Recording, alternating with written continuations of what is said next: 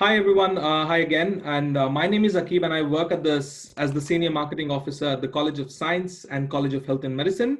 I will be here, the host for today's session. But before we start, I would like to introduce you to our panelists today. We have Mayur and Jevin, who are soon to be doctors and are studying the Doctor of Medicine and Surgery program at ANU.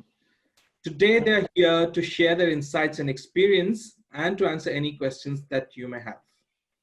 So let's just get started. Hi, Mayur and Jevin. Thanks for joining us today. Could you tell us about yourselves, your background, and how you progressed into this exciting field of medicine? Jevin, would you like to start first? Yeah, sure. Hi, so I'm Jevons. So I'm one of the second years in ANU, obviously. So in terms of my background, I'm originally from Sydney. I'm not born in Sydney, I was born in Indonesia.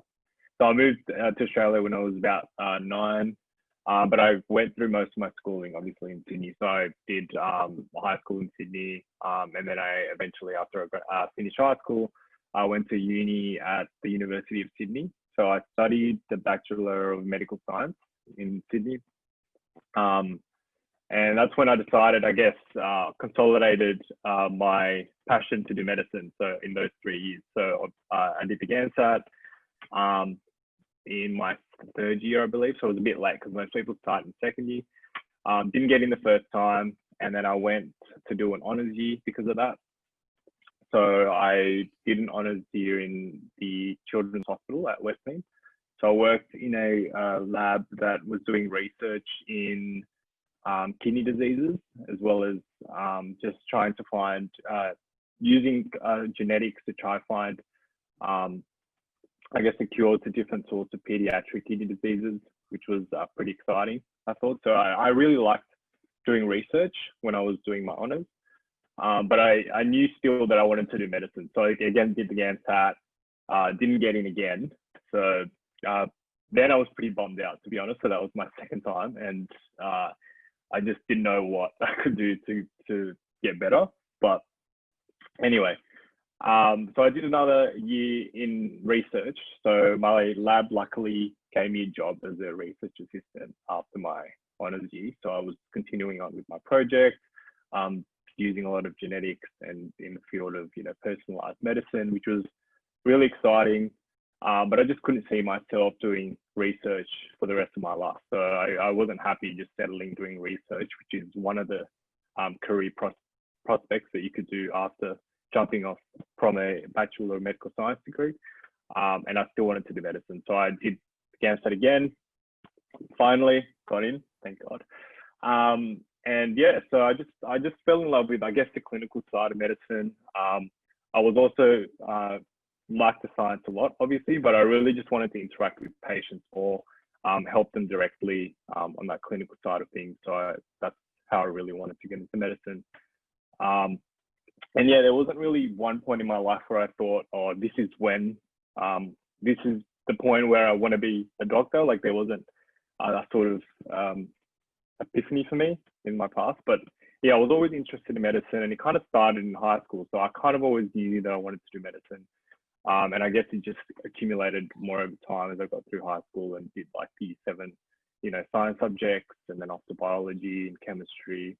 So yeah, I thought that was, medicine was for me. So I decided then to try and steer my direction to that path. So yeah, and I'm grateful that I'm here now. But yeah, that's more about me. Yeah. That's a really interesting story, Jevin. Thank you. Mayur, how about you? What motivated you to study medicine, and what's your story? So I'm probably an atypical student in that I'm from New Zealand, actually. So I did my high school there, and then I went to university in New Zealand as well. And I think like similar to about 80% of our cohort, I did a science undergrad. And probably I would say 50% of our cohort has done honors, probably even higher than that. And then after I did honors, I did masters. Probably only 10% of our cohort has a master's. So I did that, and then after sitting the GAMSAT twice, I got an acceptance to ANU. So the reason I specifically chose ANU was they give bonus points if you've done honors, and they give you more bonus points if you've done a master's. And I believe if you've done a PhD, which I think 3 people in our cohort have, they give you like full points for your GPA. So I was like, okay, so this is the most likely place I'll be getting into. So I applied to the ANU. Yeah. My undergrad was in drug design. So I worked in a lab which we took the backbone of other cancer drugs and just added different chemical groups to them and just see what the efficacy was in the lab. So I really like the science aspect for that. And I think just like most of our cohort, we come from a very strong science background.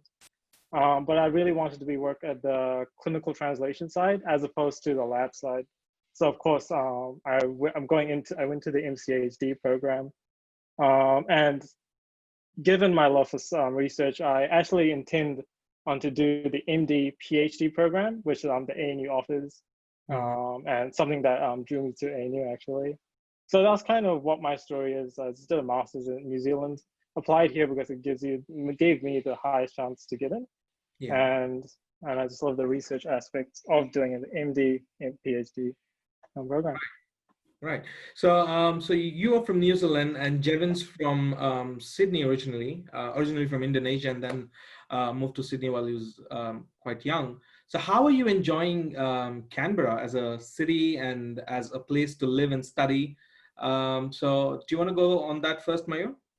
Yeah. So Canberra is actually very similar to the culture they have in New Zealand, where it's quite quiet. It's not really busy. The city's quite spread out. But the ANU is a very large campus. So and I say I live on campus. So everywhere I go, there's like students everywhere. And given the size of the campus, everywhere I go, there's students. And it's quite similar to what we had in New Zealand, because New Zealand's a very small country. And then I used to stay in a student city. So my translation to the ANU hasn't been that big of a jump.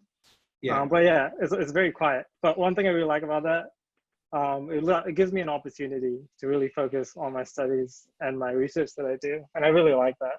Yeah, absolutely. How about you, Jevon? So you're from Sydney, like, the hustle and bustle.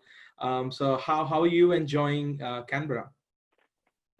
Yeah, so for me, when I got an offer at ANU, I was a bit skeptical just because it was in Canberra, and I felt like the only thing I knew about it coming from like going to school here was that we went to Canberra maybe in year 6, like the one time. I think everyone goes through that, like, Yeah. Phase where they go to Canberra for like year 5 and 6 excursion, and that was probably my only exposure to Canberra. So yeah, but no, I really like it. I think like it took me a month or 2 to kind of get used to it, because again, like you said, I moved from Sydney, which is so busy, full of people. The city was, huge. But yeah, no, I really like how quiet it is. I think Canberra is just like a mix between rural and city. So, and I didn't think I'd enjoy it, but I did.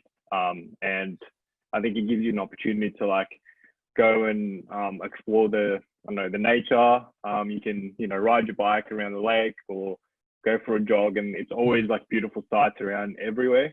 And I think the air is a lot better than it is in Sydney. I just come back. Every time I come back home, I'm like, oh, there's so much traffic. The air is just not as good, but it just feels fresh. Yeah, I just feel like it has everything that you need to enjoy I think the good point that I caught the conversation was the mix between the rural and the city life.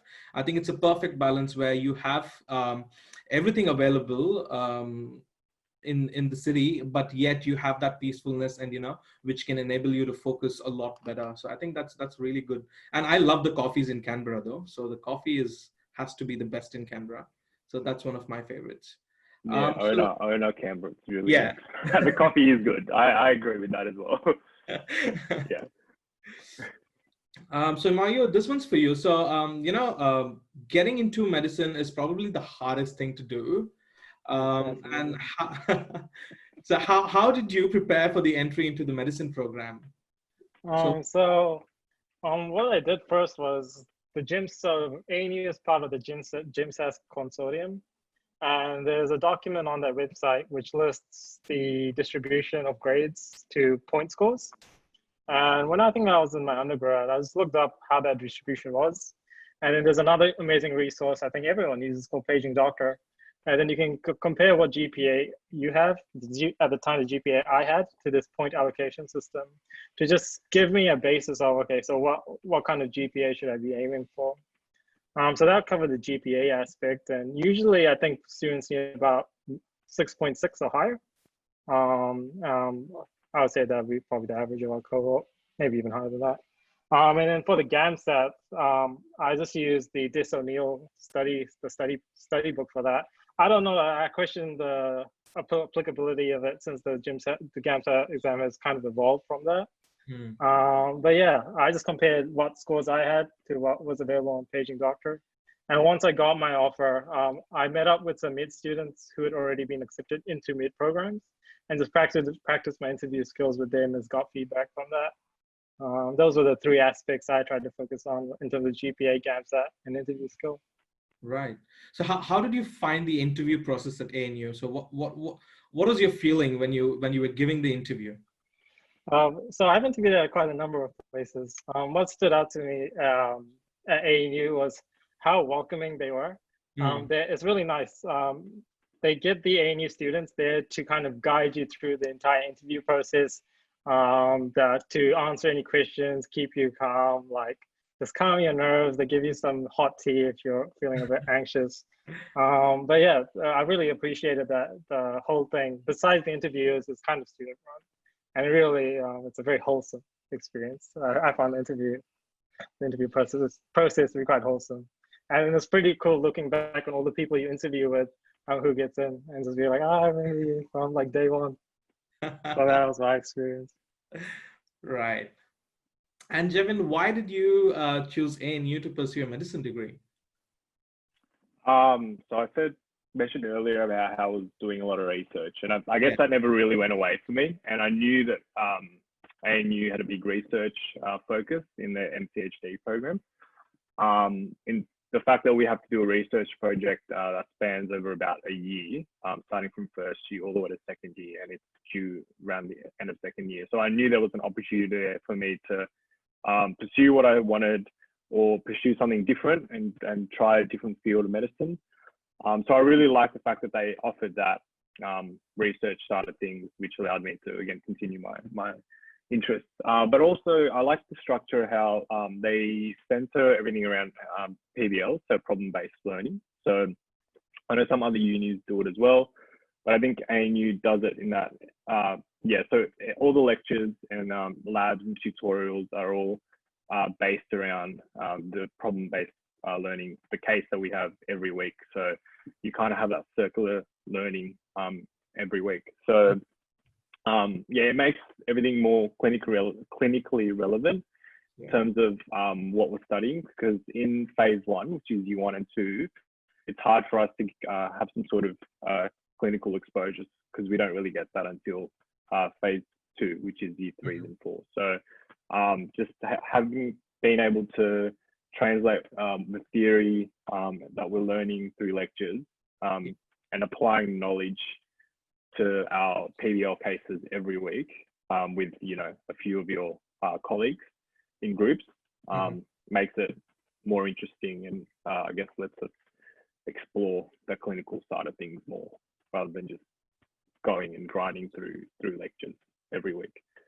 So that's something that's characteristic of the ANU MD program, is that it's PBL centric. Yeah, which is what I like. Yeah. Oh, that's great. So you're in your second year now, and so what are some of the facilities that were available to you or are available to you as a student? For example, the access to labs or internships, a bit about placements and access to facilities. So just give us some explanation on that. In terms of, I guess, are you talking about support, or in terms of like, because that's a loaded question. So in terms of, having different. No, I'm just talking about the facilities that are available in terms of getting access to labs. So what kind of labs do you usually use as a student studying the MD program? Okay, so in terms of, I guess, so we have one building, obviously, so the ANU Medical School building, Yeah. that pretty much houses all our PBL rooms upstairs, our common room, as well as the labs downstairs, the anatomy labs, as well as like the lab that we use for just other things. So we have access to those anatomy labs and the anatomy resources whenever we want. So we have access to this building, I believe is like 24 hours, 7 days a week. Yeah, you just swipe your card and then you can access the labs for your own learning, which is really helpful in terms of because the anatomy you got to be hands-on and look at the resources and all the stuff that we have. So it's good in that way that we have access to that. We also have the PBL rooms that we can use, which are just small tutorial rooms in that building as well. And they're most of the time they're quiet because the only people that occupy that building is year 1 and 2. So like no more than 200 people probably have access to that building, but not everyone accesses it. So it's not hard to find a place where you can study. You don't have to fight for like in undergrad. I remember like going to the library and having to fight for different like resources and all that. But no, here everything is open for us. We have textbooks in those rooms as well. So each room has like a specific set of textbooks that you can have a look at, a whiteboard, computers. So yeah, in terms of access to that, it's not lacking. Like we have access to a lot of the resources that we need. Right. Yeah. So do you intend to take up the rural placements that happen either in the second year or third year from memory? Is that in the third year though? Third year onwards. I don't know, May, are you? Because I'm not, but I know a bit about it, but I'm not. Yeah. Yeah. Do you want to speak on it, Jim? I don't know much about the rural program. I guess I can speak more about it if people are keen, because I know a lot of people that come to ANU are interested in the rural program. So I'm not doing it. Mayor isn't apparently, but so in third year, there's an opportunity for you to go to another city. So we have rural nodes outside of Canberra. So one in Bega, Bega Hospital. Goulburn has a hospital as well, which is pretty big. Cooma has a small hospital there as well. So there's an opportunity for you to, you interview. So it's another small interview for you to express your interest in going to these places for third year. So you essentially spend the whole of your first clinical year, which is year 3, at that city that you've chosen, and I think you go with 1 or 2 other people from your year as well, so you're not alone in that respect. But so I think they take about 20 people in year 3 to go to these rural cities, and the rest of us just stay at the Canberra hospital. But I think it's good that they give us the opportunity to go and seek education from a rural area, because it's so different to what it's like in a big city, bigger city like Canberra. So right. So Mayur, you're in your second year now. You're about to complete in about 2 years or so. So what's your plan after you finished your medicine degree? What do you intend to do after that? So I personally plan on staying in Canberra to do my internship due to the way they hand them out. So if you apply to Canberra, you're in you have priority pick of the TCH hospital and Calvary Hospital, I believe. However, if I was to apply to Sydney, Melbourne, or other places, I'll be lower on the priority list, so I'm less likely to get a position I want. I plan to do my internship here. And then after that, I may stay in Canberra to do some further research to develop my CV to apply for a specialty program. Or I might move elsewhere just to get more training around Australia or within New Zealand. Because of the way some specialties, entry into the specialty pathway has changed over the years, just because of how many medical graduates there are. I know I say quite a lot about this because it's something that concerns me. In that you have to develop points for your CV, and that comes, so any points you get during medical school aren't actually counted because of how long it takes after you've graduated to get into a specialty program. Right. So things like getting publications, writing books, showing up to conferences, getting hours in an operating theatre if you want to go to surgery, or on the wards if you want to go into a non-surgical specialty. Getting references from supervisors or notable people in the Australian specialty community. And then you just sit a specialty exam and a general science exam. And if you want to go into surgery, you sit a third anatomy exam. And people usually take, it used to take maybe 2 to 3 years, but given that how many graduates there are, it probably takes 5 to 10 years now to get into a specialty program. 5 being the easiest specialties, usually internal medicine, probably 7 to 8 years if you want to work in the ICU. And if you want to go something like orthopedic surgery, or cardiovascular surgery, that'll probably take 10 years after graduation to even get into the training program. So it's quite a challenge. Right. Those aspects of the CV, that's my plan after I graduated to get those points. Wow. So you've got a very long-term plan. Yeah, So it's very mechanical. you just mentioned about that internship that you were planning to do, the next year. So what's the internship all about? So in medical school, you learn what a textbook says, which is very rigid in many senses, because there's so much to know in medicine, and a patient is not a textbook. I guess that's obvious. An internship is when you kind of really learn to become a doctor. In medical school, they teach you the theory, they teach you how to apply it. In the internship, you have to apply those without a rigid framework of being in a university environment. That's when you kind of, under supervision of a senior doctor, you take about, I believe, 40 to 60-hour weeks, averaged over 2 weeks. Right.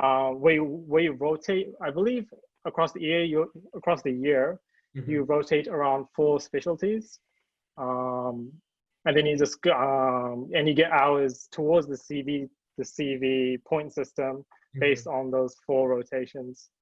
So yeah, internship is where you just really learn to become a doctor. In medical school, they just give you the tools to actually function as a competent intern. Yeah. So that would be my experience. And it's actually really nice. Given the camaraderie at ANU, the interns are always coming, they help teach, they assist you, they check your clinical skills, they give advice. There's a lot of camaraderie where the interns really support the 3rd and 4th year medical students and to get them best prepared post-graduation. Oh, that's really good to know. Thanks, Mayur. So Jevin, when you came to ANU for the first time, so what were some of the support services that you accessed as a first-time student at ANU? So I actually, when I moved to ANU for the first time, I also lived in ANU accommodation. So I lived in one of the uni lodge, one of the uni lodges on ANU, and they supported. They had a lot of support services that they offered, and you could see that like whenever you go in like the list and stuff, they'd have like these numbers you can call in relation to ANU and supporting you in all matters. I don't think I actually accessed any of them, to be honest. Like I can't say that I've actually accessed any of them, but I know that there were a lot available. We had a lot of talks just from the medical side of the school side of things, from our dean, who gave us a speech in the first week, week that when we came, about like all the services that we had that were accessible to us if we needed. In terms of examples, maybe like psychology services, if you were being bullied and just being harassed, that you go to them and they would tell you exactly what to do. So you had that option as well.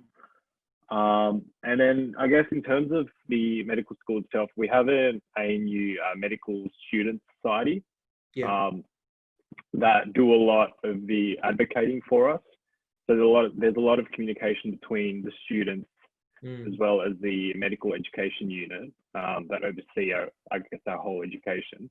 And we communicate a lot with the representatives for the different years year 1 all the way to year 4.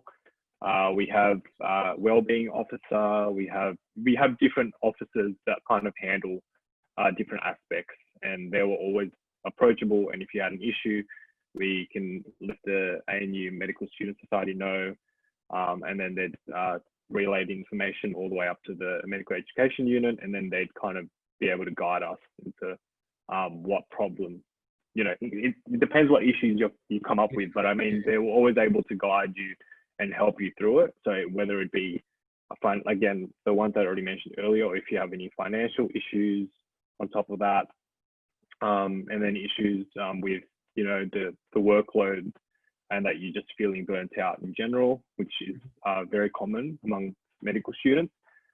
So yeah, they were always able to give the support that you need if you just go through the student society. So I'd say that would be our first port of call in terms of just as medical students, because we have our own thing going on that's separate to the ANU. But of course, on a broader, as a broader university and institution, we have psychology services, like I mentioned, and also just other services available if you do need to access. So it's really good. Yeah, I think it's really supportive. Great. Thanks, Jimin. Thanks. So with the program by itself, the Doctor of Medicine and Surgery program, how flexible do you think the program is? Flexibility, I'm talking in terms of studying subjects of your interest. Are you able to study something different, or do you have to stick to a plan? So how have you found it so far? Yeah, so in that respect, I would say it's not very flexible. But I guess that's a medical, medicine curriculum, I would say, is not very flexible in that way, that you eventually have to learn all the medicine anyway. And then in terms of the things that you teach, it's very structured. So the first 2 years will be this. So you'd have to do it in that order. Right. In terms of the flexibility around your research project that you do, so if any of you are interested in research, then there's a lot of flexibility in that, I would say, in terms of they let you kind of choose anything you want to do, reach out to a supervisor in any field of medicine, as long as it's related, scientifically and medically somehow. Can't just be a totally random thing, but that's flexible in that way. But in terms of the work, I don't think, I wouldn't say that it's flexible per se. But yeah, I'm personally fine with it, because I feel like if you go into medical school, you expect to learn all these things anyway. So I don't know if Maya wants to. I would add to that. Oh no, I think everything Jimin said is extremely correct. I think it is extremely rare for students to deviate from the assigned 4 years. But there have been cases, probably one person every 2 or 3 years. They'll take a year off to pursue a 1-year research program, that'd be an honors or master's. Right. And then they'll come back and rejoin the cohort. So that's the flexibility you can have, but it's quite rare.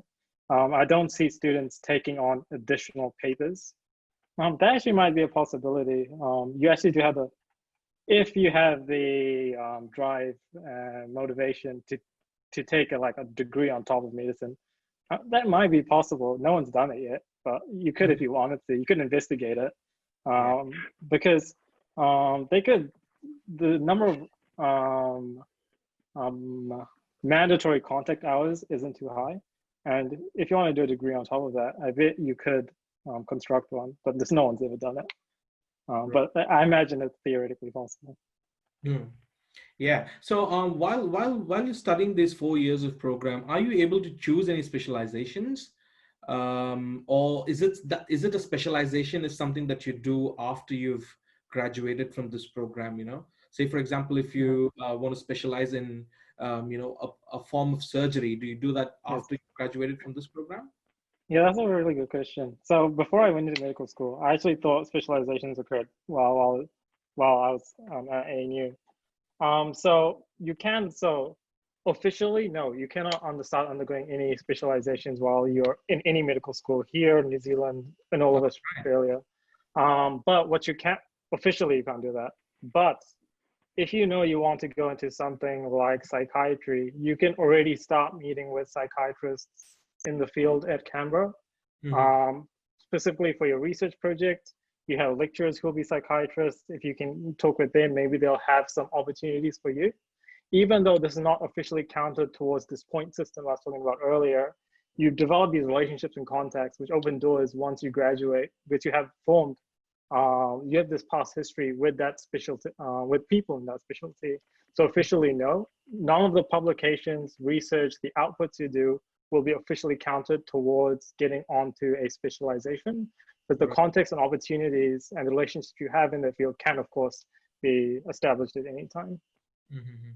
All right, that's good to know. So for all the viewers watching us live now, I just want to let you know, feel free to put in your question answers at the question answer tab at the bottom of your screen. So we'll be done with the conversation soon, and then we can start taking your questions. So last one, finally, Mayur. So how do you, so you know, this current situation of the COVID-19 and everything has changed the way we work. For you as a student, what has changed and how are you dealing with this at the moment? I would say I'm quite an exceptional case compared to most students. And I would say that because my academia, my drive, my education has been extremely self-driven. Right. I've said previously that there's not a lot of mandatory contact hours. So that just enables me to study what I want at my pace, be that faster or slower than the A&E curriculum. So usually I'll watch the lectures online, which are available from previous years. And I'll try and do that electronically before the content has been officially covered by the program. And now this conversion. So what we used to have to go to lectures and be in class, some of them. But what they've done now is they've just posted previous year's lectures, or the professor's kind enough, they'll record a live one or a new one for us. So what they've done is just transitioned, I think all over Australia, I imagine in all the universities, they've transitioned into an online system where you just watch videos assigned at specific dates. But for me, not much change because I still read, I still try and do those videos ahead of time and try and get my work done before ANU officially covers them. And given the ubiquitous nature of medicine, science everywhere around the world is the same. There's a lot of third-party resources students kind of try and utilize to kind of enrich their studying. So for me, not much has changed because I'm quite an independent learner. Maybe Jevon has contrasting thoughts to that. Yeah, I do.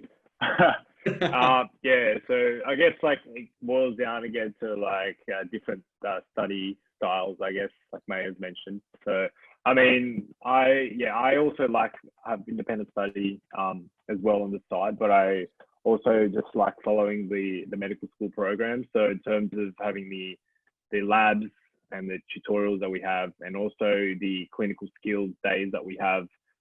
So we have that once a week on a Tuesday this year. So yeah, so in terms of being online, then obviously we've kind of lost that day, particularly because that clinical skills day was probably one of my favorite days of just the week, because I think that's when you actually get to apply what you learn, you know, see patients, learn your, you know, examination techniques, your history taking skills. So I think that's been a bit of a bummer, just losing that day particularly, because it's just not the same over Zoom. And you can't get that, like, yeah, you can't replace like face-to-face learning over Zoom for that. But yeah, I think the MEU and the medical school have been generally pretty good at, you know, converting all their face-to-face learning to online. So we have different modules on a website that we use, and they've kind of outlined pretty much all the things that we normally would learn in a practical to that kind of format, so that it's easily accessible and that we can learn that way. So I think I've gotten used to it now, but at the beginning it was a bit challenging. But I think like all things, you kind of just have to get used to it, and then kind of because we know that it's going to be for the rest of the year now. So I think you just have to kind of adjust to it and get your study techniques and your routine around it, and then all is well. once you do that. But Yeah, yeah, I think that's I'd like to what add to that as well. And that the flexibility of the curriculum allows students to go above and beyond. If you're that kind of student who really wants to know the science, the non-clinical nature of some diseases, the flexibility of the program and the ease of learning it, as in the teachers teach really well. It's really easy to learn the content. That you have a lot of free time and the flexibility to go above and beyond because the teaching is so good. So I'd add that on top of my experience. Hmm. great. Great. Thank you both. When all the viewers registered for this webinar, we asked them to submit a couple of questions if they had any questions in mind, and we did receive some. So let's start by tackling those questions. So the first one is, what are the most important qualities of a medical student? That's a funny one. No, that's a very good one. Yeah, that's really good one. So are there any special qualities to be a medical student? I would I'll already start, read. I Yes, would we're start with, I superheroes. think, being very, focused, because this requires a lot of hard work. So what are your thoughts, Mayur and Jevin? I'll reiterate what my mentor. So when I came to ANU, I was lucky to meet a very intelligent man, who was the dux of the ANU, who gave me the advice, and I'll pass on to the viewers, which is, he informed me, and I really highly believe it, that you just have to have passion. There's a lot of work to cover as a student, and you need to be doing something that drives you to get up at 6 a.m. in the morning and get working, because you just have such a passion and a drive and love for what you are doing. And if you find what that thing is for you, and for me it was medicine, for him it was medicine, everything else will fall into place. If you find something you're passionate about, nothing will be able to stop you and your drive to achieve your goals. So my answer to that would be passion for what you do. Right. I'll Jevin, just do you add have to any that. other? Yeah. So I mean, I don't want to say, because I think I'm not going to say the basic things that kind of all students need, in that they obviously need to be hardworking and whatever, right? So that would be all students. But I think particularly if you're studying to be a doctor as a medical student, I think you need to have patience and perseverance, because that's kind of along the same lines with May was saying about how you have to have passion on top of that as well. But I think it's such a long road. Again, you said the workload is immense. Like, you're always learning. It's actually ridiculous. But like, if you're patient and you keep just persevere and put your head down, and you're the type of person who's able to do that and just work through each day, because you're getting to that end goal in the end, I think that's something that would be particular to medical students, and not just all students. Just be patient, and I guess just trust in the process and how long it will take. But if you enjoy it a lot and you have passion for it, then I guess you could do it. You could go all the way, and it'll be relatively easy for you. Well, not easy, but it'll fall into place. Like that. So Great. I think I think those are some great tips there. There's the second question. So what motivated you to work hard in year 12 and beat procrastination? What's your best study tip, and what excites you most about the medicine? I think there are these 3 questions in this, but I can help you fill in later on. So I think the first question, let's start with this. What motivated you to work hard in year 12 and beat procrastination? For me, I actually wasn't that strong of a student in high school. I think I was pretty average. And at that point, I wasn't a really motivated student. So I'd also mention that ANU is a graduate program. So you have to have done some university work and gotten a degree before you can apply. But in terms of high school, I wasn't that good of a student. I was pretty average in science. I procrastinated and played a lot of video games. So I really don't have any advice. What changed for me was that knowing that I just had to, I guess, grow up, and that you have to have kind of a meaning and a purpose in what you're doing. And medicine was that for me. Yeah. Great. Any best study tip, Mayur? Oh yes, you have to follow an ANU. We follow something called the spiral learning method. And then covering the content from week to week. You have to cover what you've revised and learned previously from week to week, or you'll tend to forget it, especially in the breadth and the broadness of how medicine is. You have to just be constantly revising what you previously learned. And for anyone who wants to hit me up, I've got a lot of knowledge about effective study methods. I actually have a lot of students develop their study plans for the year. So just constantly revising what you've learned previously. Yeah, that's good. And finally, the last part of this question, what excites you most about medicine? What excites me most, just meeting with patients and making a positive change in people's lives.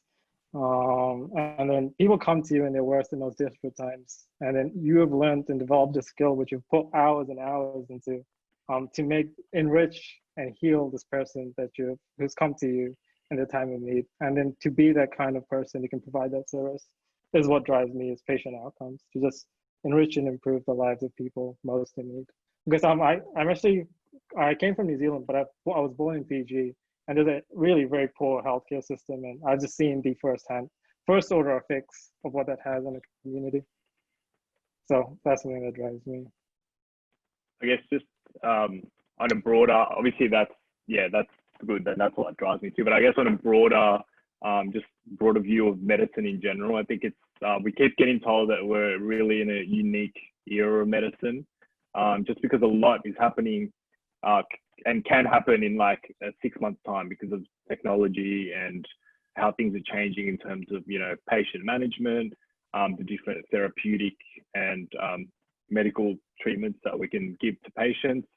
So it's really exciting in terms of that side of things as well, how we can, if we want to cure someone or something, it's kind of easier now to kind of get their gene, sequence it, have a look at it, and then conduct research around it. And it's become very rapid and quick in terms of trying to find new ways of doing things because of this technology that's happening. So we can personalize, their medicine, their treatment, diagnosis of different diseases as well, because of the technology is amazing. Like things are getting brought in, by, I wouldn't say weekly, but maybe like, in a year you can have a lot of progress in medicine. So being like on the front line, I guess being the frontiers of medicine at the moment, it's really exciting to know that in the future, that could even be even bigger for us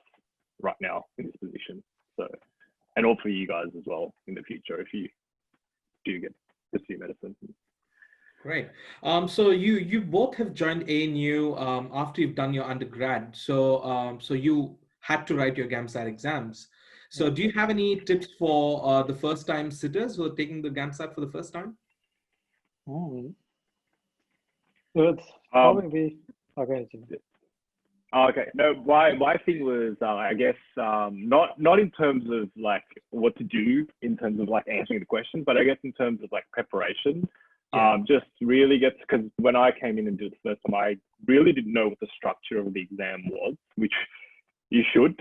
You might be used to getting like good marks at uni and knowing exactly what you're doing and how you could navigate around different exams. But I think this one in particular, because there's so many different parts and like they're all testing different things, you kind of have to know what the structure is, how long you get for each, just familiarize yourself with that. Is a first good step in the right direction. Just having that awareness of like what they actually want from you, because it's not an easy test. Like you can't come in and say like it's going to be easy, because it's really not. In terms of like the content that they ask and the questions, and also just the time it takes to do it. You can't underestimate how hard it actually is. I think some people might find it easy, but like I would say safely that maybe 90% plus the people find it really difficult as a test to just tackle. So I think just familiarize yourself and prepare well for it, and don't underestimate the exam itself. Right. Great. Any tips from you, Mayur? Do you want to? The GAMSAT. Oh, dude, the GAMSAT is probably the hardest part of like the application. Because I started with like 5 other friends, and there was no correlation between what grades we got in university how hard we studied for the actual exam and what our outcome was. So for me, with a sample size of 5 sitting across 2 years, I haven't seen any correlation between the amount of effort a person puts in and their outcomes. I feel bad for you. But I think having a science degree really helps if you've done science in undergrad, because it helps with section 1. But that's my advice. I'm really sorry you guys had to sit the gas. It's probably the hardest exam in the entire medical span, even past specialties. Yeah. Yeah, I guess it's saying that. Yeah, I guess it's saying that. I completely agree, but I guess it's saying that just I guess just don't beat yourself up because it's that hard. Like a lot of people find it really, really hard. So like if you don't get in the first time, keep going if you know you want to do medicine. Because I know people who've done it 7 times, 9 times, 9. Like you know how much money that is and time. But if you want to really do it, and I know like these people have gotten into medicine like eventually, and that's fine. Like if you get in later on in your life, like I think that's absolutely fine. Just don't beat yourself up too much because like not everyone has gone out of that exam saying like, oh, that was nothing. Like no one says that. So it's not easy. Yeah. Right. It's really good. And I think those are some good tips though. There's no one straight answer to cracking the GAMSAT, I believe. But yeah, I think just focus, persuasion probably would get to the better scores. Would you say if anybody cracks the GAMSATs and get into medicine, they would easily sail through the next 4 years? Not necessarily, because there's aspects of medicine the GAMSAT doesn't test, which is probably hubris, which is knowing your limits and then what you know compared to what you don't know. Because what you don't know that you don't know can harm people. And then, in terms of that, just knowing your limits and where your place is. Because like I said, in medical school, they teach you what's in the textbook, kind of.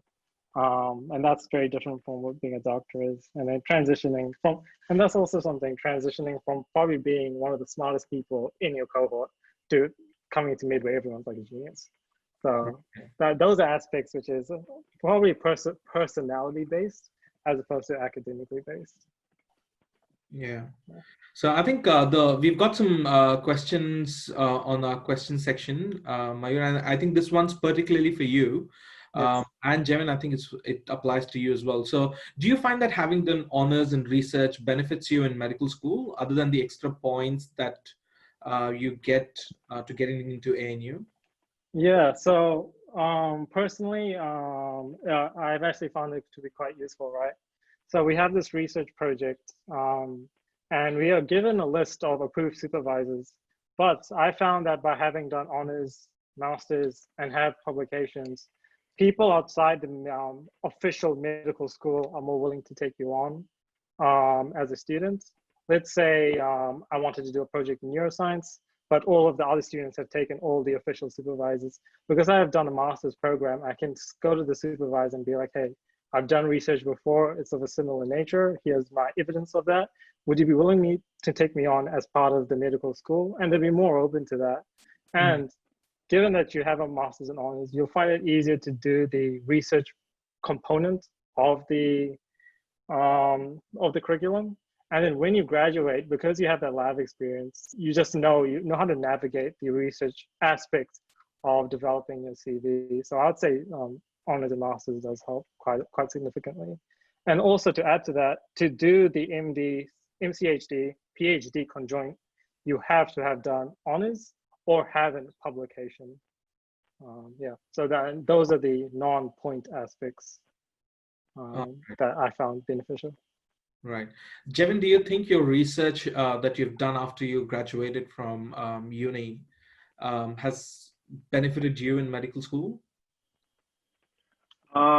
Yeah, well, like Maya said, I think with the research project, it was more of like not being overwhelmed by that aspect, because I knew ANU had that coming for me. Like when I got accepted, I was like, oh yeah, they have this research program thing that I have to do. And I wasn't really overwhelmed by it. Like it wasn't something new. I'd already gone through it before. And so the whole process, because you wouldn't think that the actual process of it is particularly difficult, but it is. Just starting from even trying to find a supervisor, talking to your potential supervisor, like that is also already difficult in itself. Like if you don't know how to navigate around that and like how to, find the one that you're passionate about, the research project. So from the beginning, I think that whole process was just not hard for me because I'd already done research and been exposed to that kind of environment before. It's completely different from like just doing your undergrad curriculum. Like if you just do your typical lectures and stuff, like that's pretty easy, but this is like independent. So the research part is something that you got to just navigate through yourself. Like there's no one really says like, oh, this is what you have to say to your supervisor. This is what you do. This is how you carry through everything. There's support systems, of course, to help you, but like it's something that you kind of just have to learn on your own. So doing an honours year definitely helped me in terms of that, as well as like writing, just collecting results and stuff as well, like through the whole process. So 100%, yeah. Right. So before getting into the Doctor of Medicine and Surgery program, did you do any extra curriculars that actually helped you get into the program? Well, I wouldn't say, because ANU doesn't, ANU doesn't place a big emphasis on extracurricular activities per se, in that Wollongong and I believe Notre Dame does, in terms of like they want you to submit a portfolio and I've done all these things just so they know that you're an all-rounded person.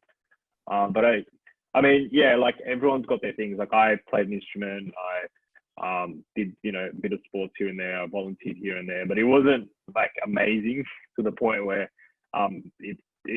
like ANU never really knew about that because they never required that from me. But I think doing extracurriculars, I think just in general helps you become more all-rounded person, which is really important in medicine, especially with the workload, and then just being able to like zone out and do your other things and be able to manage your time to do other co-curricular activities is definitely important, just for your own mental and physical well-being in general.